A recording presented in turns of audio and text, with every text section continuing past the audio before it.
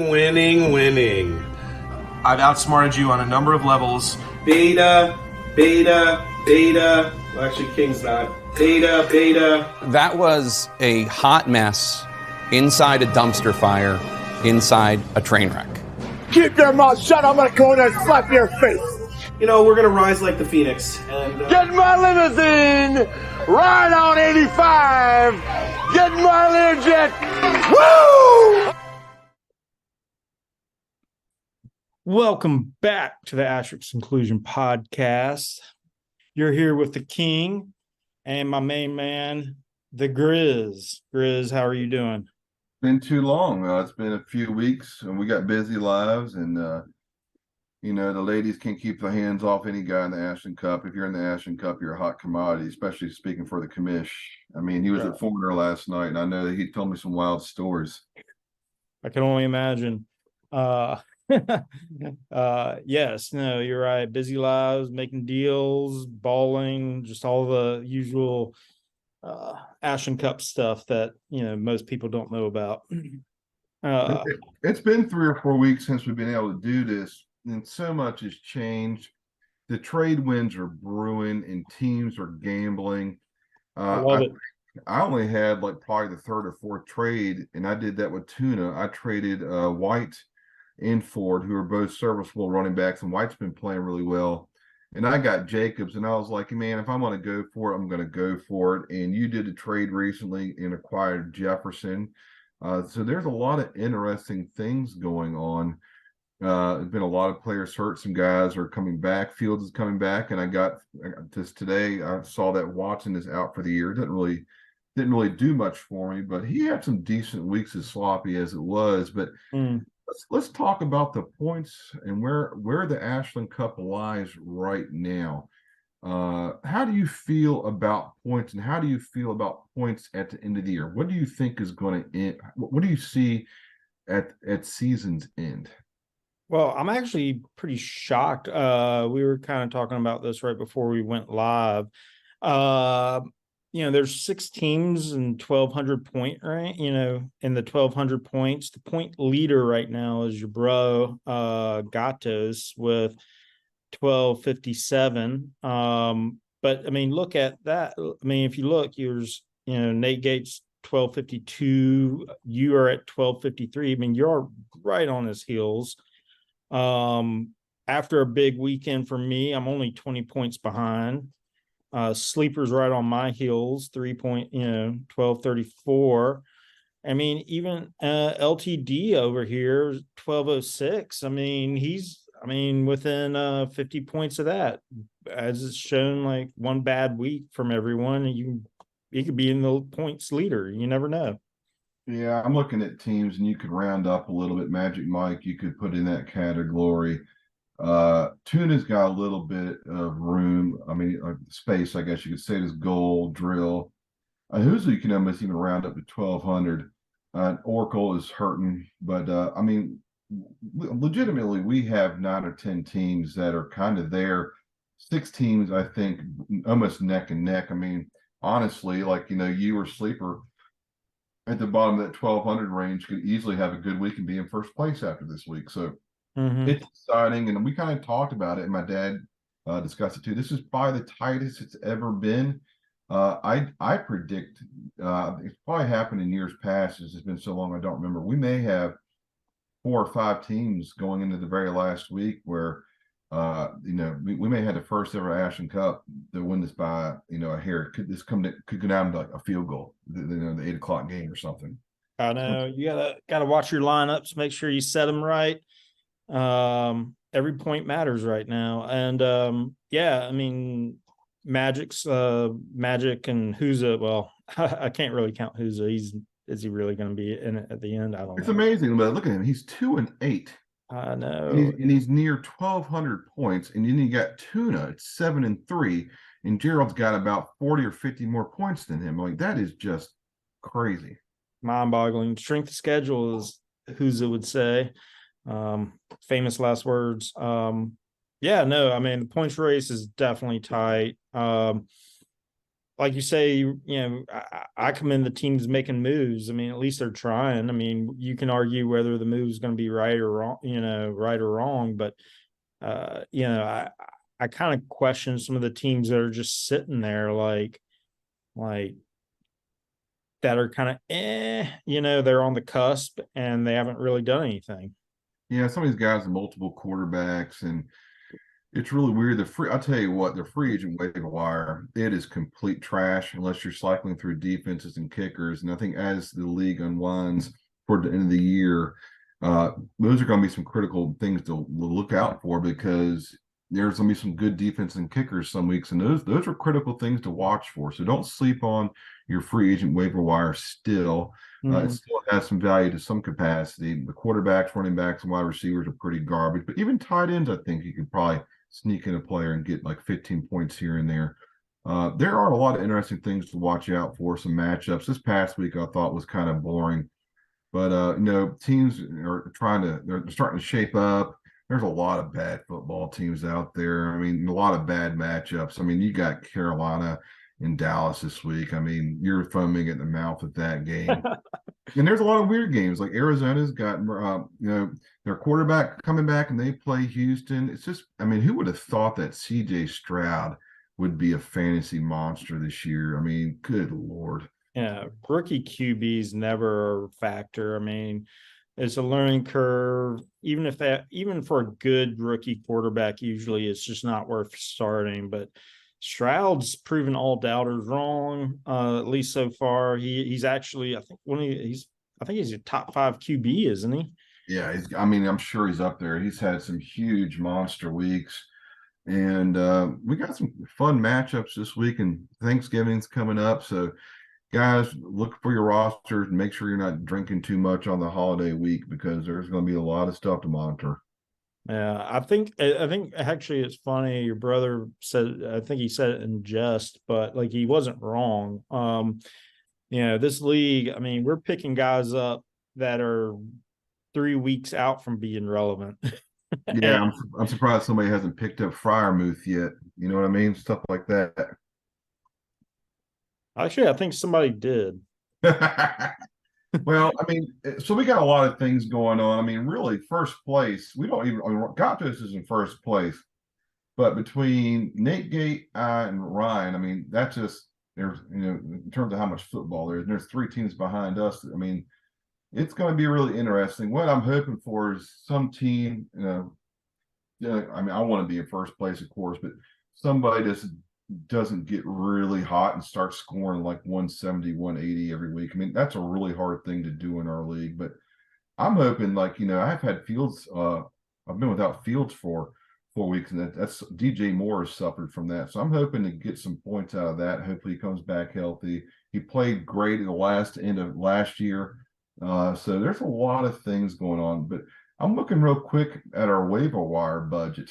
LTD, shame on you. You have $85 in the waiver wire basket there. Gatos, the Jewish banker, has got $60. There's no surprise right there. Yeah. Imagine, a lot of like the drills, that doesn't surprise me at all. And then we got Who's at $75. So I'm amazed that some of these guys, just don't go all in to some capacity the first few weeks, because we've always got money left over. This league's been going a while, and I think we've been managing the league as best we can with the hassle from the trades. Trades are always wily, and they're never really quite just and fair. But I think we got this league pretty much even keeled, because look at the points. I think the points and the way the system is right now, it speaks for itself. How do you feel about that? Well, I'll tell you this. Like, I wonder what the guy, like right now, I feel like if you manage your waiver budget correctly, you should be around $20. That's where I think would be the sweet spot right now. I'm at 22. Like, I've tried on a few, and I went in on that Arizona running back. I forget the guy's DeMarco or something like that, but that's what it's for. And I mean, shame on these guys who've got 3/4 of their waiver wire budget still sitting there. Oh, I know what you mean. Like, because we were saying, I mean, the waiver wire is pretty trash right now. I mean, it's not even I mean, what are you going to do? Spend $40 on a defense? I mean, The best one is Nate. He's got one waiver wire move that was for $91. I love it, dude. That is Who was that player? Hey, I mean, I don't even remember who that was. who was that? Like, can I? That is hilarious. I didn't even recognize who did he get in his roster that was. All that I don't see anybody on there, but was it maybe he could enlighten us. Was it Tank Bigsby or Demario Douglas from New England wide receiver? I don't know. I don't know. Maybe he cut him already. I don't know. But I love it though. I mean, you gotta try something. I mean, it's just I don't understand just sitting on the money. I don't know. I hope Gatos loses, not just because I don't want to see him win a 6-1, but because I want to just say, hey, you made some bad decisions. Well, I can tell you right now, there's been some texting amongst guys in the league. There are more trade wins brewing. Gatos is upset about Buffalo. He's got some bad things on his roster. I know he wants to correct. I think Buffalo could be bad news heading down the stretch. You know, I was talking to him about Barkley at the Giants. I would get rid of Barkley. He should have gotten rid of Barkley weeks ago. That team is awful, and they're going to stack the box and just load up on them. Like they have no quarterback there. They have no receivers. I mean, he's a great running back, but I don't see Barkley. I mean, the rest of the year, I highly doubt he'll even have a 20-point game. I just don't see it in the cards. No, I agree. I don't know. I don't know what I would. I don't think there's a player on my team I would trade for Barkley right now. Not with my Maybe, running backs, not considering the fact that teams suck so bad. yeah. I mean, like I wouldn't mind him as my running back, but I also have skank running backs. But there's not a player I would be willing to really give up. I mean, Baker Mayfield. Hey, Yeah, your wide receivers, I mean, your running backs blow, but my God, I looked at your wide receiver core. It's like in Jefferson plays. I mean, that's the best group of fantasy wide receivers I've ever seen on paper. It's almost illegal. I love it. I really I really love it. I haven't slept so good in a long time.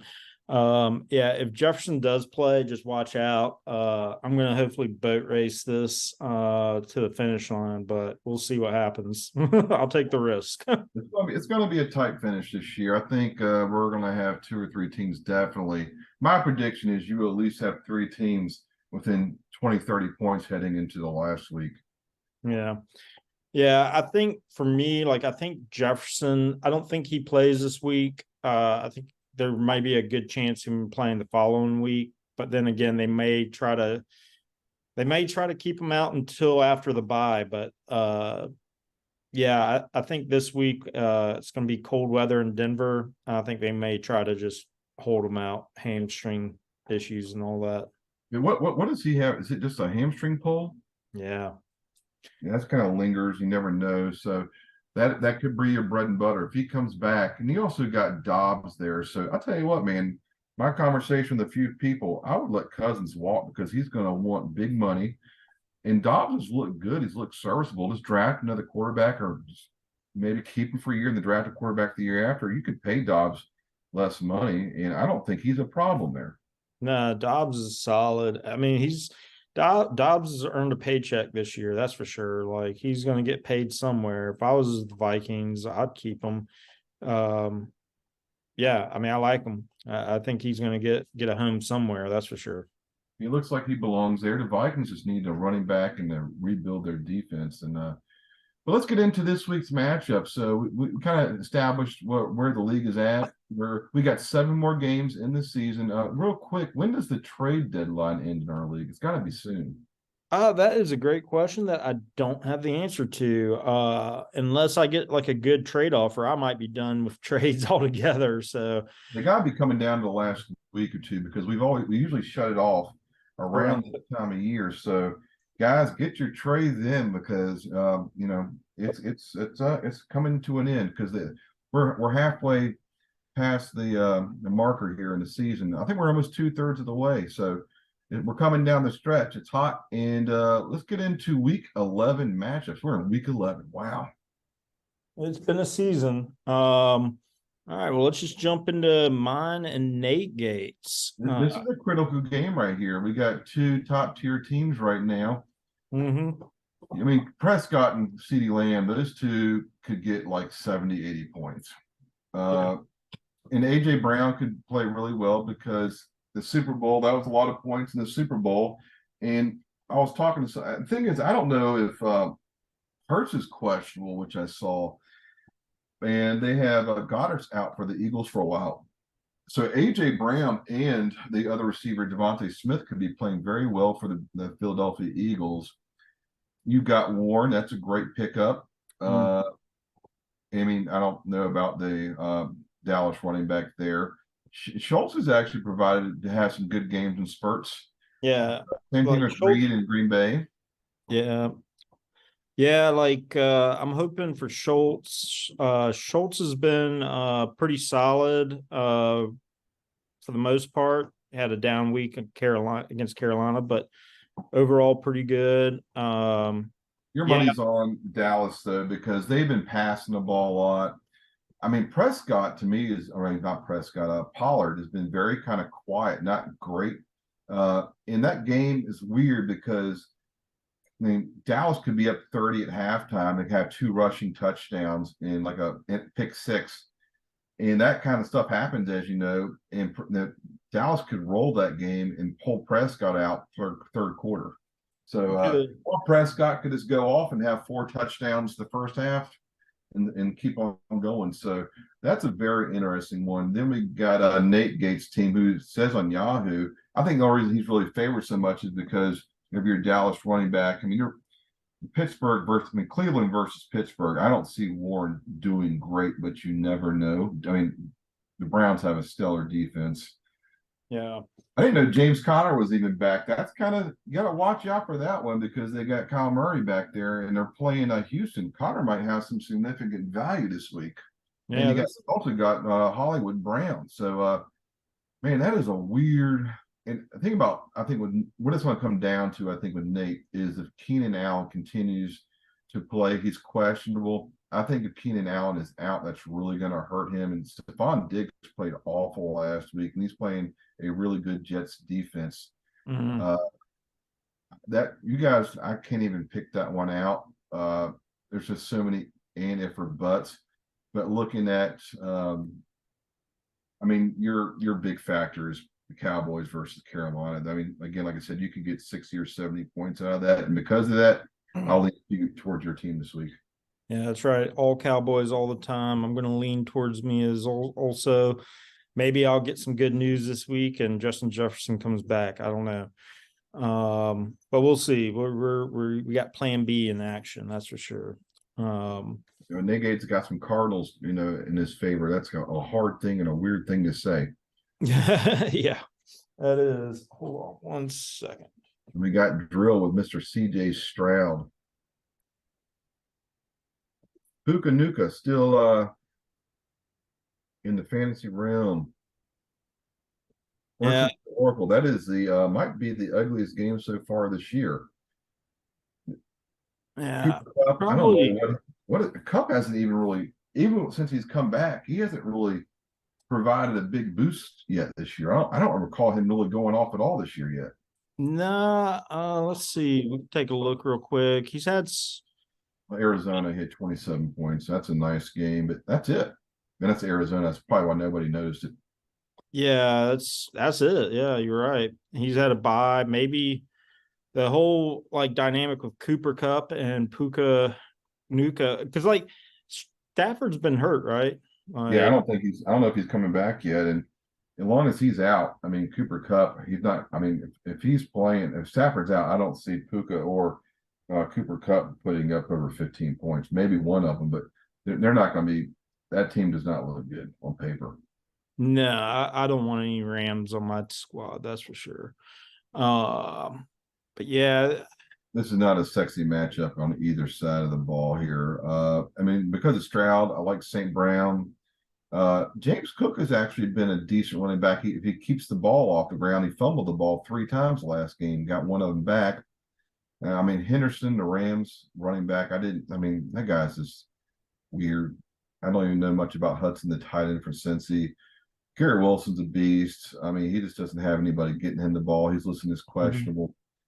I don't know. I mean, this is pretty even in my eyes, but I'm looking at the hot hand here with Stroud and St. Brown probably have a good game against the Bears. Because of that, I'm leaning towards drill this week. Yeah, I can't argue with that. A lot of trash on both teams. I don't see Burrow going off on Baltimore. You know what I mean? Like I don't see huge points on Oracle's side this week. No, I agree. I'm going to go with drill as well. I think Jets defense might surprise you with more than 7 points this week. Josh Allen plays like garbage, like he has been. He might be throwing a few picks, maybe even a pick six here and there. So that might be a very interesting matchup right there. Who we got next? Let's see. We are going to go with we got Huza and Sleeper. Who's I'm surprised they got Sleeper that low. I mean, if Hurts is not playing and not playing well, why does Sleeper have the Dolphins running back in there on IR? Is he coming back this week? Limited in practice. I don't know if is he that needing him like that bad? Is he? I don't know who else Sleeper's got, but I would not be playing him because Mostert's still healthy, and if he's coming back, he's going to be playing sparingly. Buyer beware. Who else does he have? He might. Herbert? He has nobody. Zay Jones, hot and sexy. And I don't think Khalil Herbert's coming back, and I don't McLaughlin. I mean, I would play McLaughlin, honestly. That's pretty ugly. So I see why. Maybe he's hoping that he plays. Yeah. He had one sick game, and the Dolphins, I think, kind of peaked early. And as it gets colder, they're a sexy team. Everybody likes the Dolphins still, but I'm not buying into it. I want to see them finish the year hard. And he's starting both Lions running backs again. The Bears are number 3, or I think the top run defense in the NFL. It's hard to believe. That's because a lot of teams pass on them. Gibbs has been awesome, actually. I think, but with Montgomery coming back, that's going to chip away at it. And Amari Cooper, without Watson, I don't think Amari Cooper's not even a starter, in my opinion, really. Chase is always nice. He's a stud. And let's look down who's his roster. Singletary's projected almost 11 points. It's hard to believe. Yeah. I like who's his roster this week. I mean, Goff at Chicago, Metcalf against Rams. Myers has been playing good for the Raiders. McCaffrey's McCaffrey. I can't believe Singletary's projected for that many points, but he's starting. Komet's been really good in instances. Addison's played great ball. I think Who's has got a really good roster this week, and I'm taking him over the Sleeper. I mean, yeah, with McCaffrey, I think McCaffrey's going to score. Come on, buddy. I like Goff. Hurley. I mean, look at the Sleeper's roster of all. He does have some things working for him, but yeah, I mean, Who's just kind of has that upbeat, I think, this week. I mean, Sleeper could surprise you. He always does some stuff that you're like, oh my gosh, how the hell did Sleeper pull off 180 points this week? So never know. Miami running back coming back might help them. Yeah, that was the thing. We'd be like scratching our head. So who we got next? Yeah, First and Tuna. Two teams that, I don't know, they're not really in the points race as much as you would think, but Hey, what? Noel's got some good-looking running backs. So Eckler, Walker, and Mostert. Those guys have been. All three of them have been really good this year. yeah. Having two Jacksonville receivers starting, Boyd and Geno. I mean, those were kind of middle of the run, the guys in the league, and nothing special. I mean, Tyreek Hill is, I think, the best player in football. Lamar Jackson, you never know what he's going to do. He's starting White, Eric McBride. Najee Harris has been demoted. I'm taking goal this week. You taking goal on this? Yeah. I mean, I'm gonna go with Tuna just because he's had some amazing luck so far. And then because I still what's Geno Smith been doing? He's just kind of steady Eddie. He hasn't done anything special. Yeah, he had a big game against Washington, so maybe that's a turnaround. But They're awful. Their defensive backfield is the worst I've ever seen. yeah, I'm gonna go. I think on this, I'm gonna go with Tuna. I mean, Tyreek Hill's a beast. They're playing Vegas. Yeah, I think Tyreek Hill's going to have a 35 point week. Yeah, I mean, Lamar Jackson playing Cincy. I think he had didn't have a great game, or made a mistake or something. My issue with Tuna's roster this week is Najee Harris has been demoted, the Arizona tight end, and the Baltimore running back Mitchell. Those are kind of, to me, kind of whiffs. So he's going to have White, Hill, Dell, and Jackson really play well to win that week. Try, dude.